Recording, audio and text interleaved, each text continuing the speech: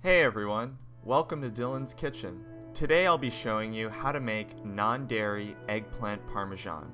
So with this recipe, you're going to need 2 eggplants, panko breadcrumbs, all-purpose flour, tomato or marinara sauce of your choice, vegan cheese, and 2 eggs. First you're going to cut your eggplant into 1/4-inch slices. Once you're done with those, put them aside and begin working on your breadcrumb flour mixture. Depending on how much casserole you plan to make, start mixing 1 part all-purpose flour and 1 part panko breadcrumbs. Go ahead and preheat your oven to 400 degrees. Now go ahead and whisk your eggs.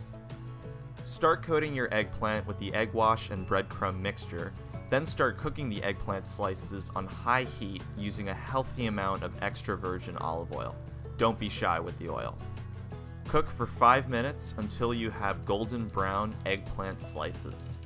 Take your slices and begin layering your casserole. Start with some sauce at the bottom and work your way up. I usually like to add the sauce first, then some eggplant, and top it off with 2 types of vegan cheese. Then repeat the process.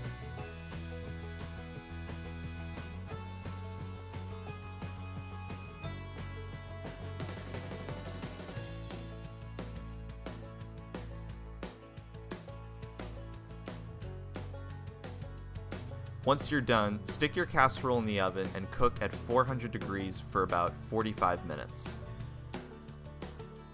While that's cooking, we're also going to prepare farro, an ancient grain from Italy flavored with some herbs and vegan pesto.